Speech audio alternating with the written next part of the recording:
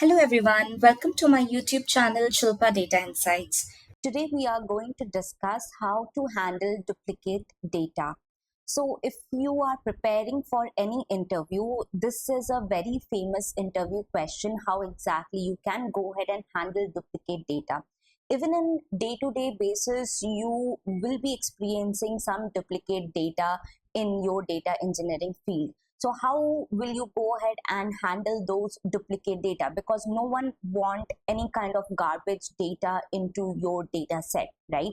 You just need all the clean data and no duplicate data should be present in your data set. So let's discuss today how we can go ahead and handle duplicate data.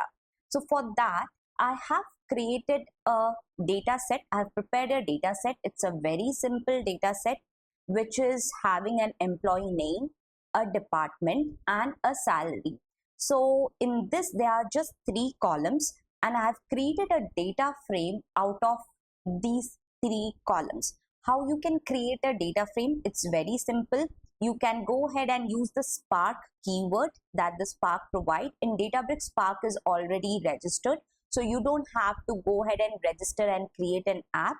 You can use this keyword directly and then use the create data frame keyword in which you pass some parameters. The parameters that you need to pass compulsory is your data, what data you need to pass in the create data frame, and what is the schema that you want to go ahead and use. So in my case, I have mentioned what should be the column name, and that should be my schema for this particular data set. If you want to know more about how to create data frame, what all syntax we are using, what all different types in which we can create a data frame, and how to create a schema, then please refer to my previous videos. I have mentioned it in my previous video. I'll pin that in the I button as well. Once you have created a data frame, then you can go ahead and see what is my schema. So in order to check what is my schema, I can use a df.print schema. And then I can do a df.show. It means it will go ahead and show me what is my data set. So if you will see, this is my data set.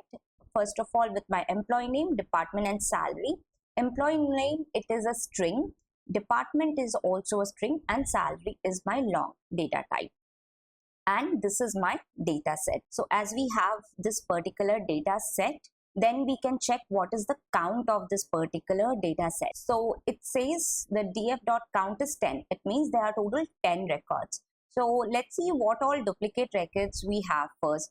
So in this, my James is one record, that is James belongs to sales and it has a salary of 3,000. So this is a duplicate data set. If you will see, both of them are highlighted. So how will you handle this particular data set? There are multiple ways. The first way in which you can handle this is using the distinct keyword. It means it will just give you one record. It means it will give you only one distinct record and it will go ahead and delete, or it will not give you the other record and it will just select those distinct records. So how you can do it using the data frame? We have this keyword called df.distinct. Here, that is, you just mention your data frame name, give the keyword distinct. This is a function, so you have to put a parenthesis inside it, and then once this distinct is done, then it will give you the data frame inside a new data frame. It will not replace the existing data frame. So that is what is the PySpark does. It's the one of the major advantage of PySpark. It is not going to replace your original data set. It's going to create a new data frame out of that particular original data frame. So now I'll be just printing some count, how many distinct are there and how many rows it is going to return in the distinct data frame, and it is going to show me the result as well. So why I'm using this truncate is, again, if you want to go ahead and see the full data and it's truncating the data in a column, you can use the truncate. If you want to know more about this, watch my previous video. I've explained you exactly why the truncate is being used. I'll not go ahead and explain it again. Now the count, it says distinct.count equal to 9. Earlier, if you remember, we had the distinct.count equal to 10 here. Now it is 9. It means it has one duplicate whole record was duplicate. The James Sales 3000 was duplicate. So now it's been replaced with one record only. The other James Sales, if you can see, it's not present, right?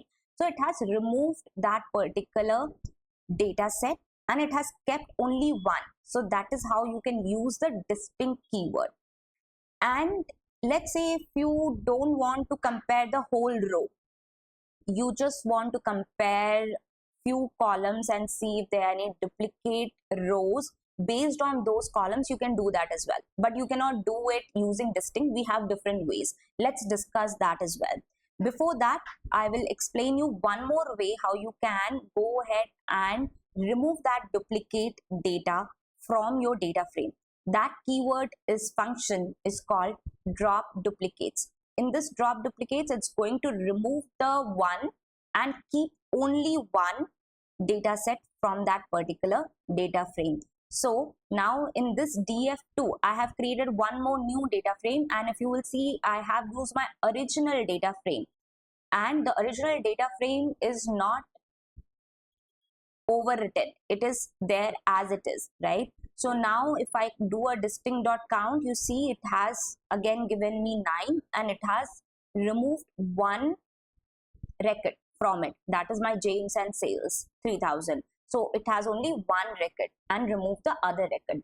Now, as I was discussing, let's say I have a record here which is Safe's record. That is Sales is 4100 and Robert is also from the same team Sales and it has a salary of 4100.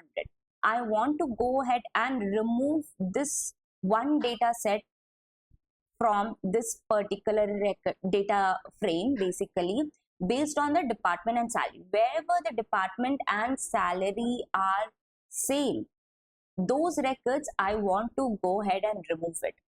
How we can do it? It's simple again. Using the same dropDuplicates function, I can do it. I will be mentioning the department and salary as the string. How you can put it as a string, put it inside your quotes and put it inside the list. So whatever columns you want to go ahead and compare and check whether they are distinct or not, put it inside the list inside a string format. So now in this case, it's going to remove those records which are actually having the same department and salary. It is not going to check the whole row, but based on these two columns, it's going to remove the duplicates. And then I'm just printing how much count it has in the new data frame, that is the dropDF, and what all records are it's returning inside it. Again, the functionality is dropDuplicates will be creating a new data frame. It's not going ahead and overwriting your existing data frame. So it's not creating any change in your existing data frame. Now, if you will see here, the Sales 4100 is having one record. You don't see any more, right? Sales is there, 3 records, but 4100 is coming only once because this was a duplicate record and only Robert's data is coming. Okay. So in this way, if you want to go ahead and check how many rows are duplicate based on a certain column, that also you can do it. But this functionality is not present in distinct keyword. You cannot do it in distinct. Distinct functionality is always it will check the whole row whether it is distinct or not. Now I have a question for you. Let's say I have a record as null, null and null.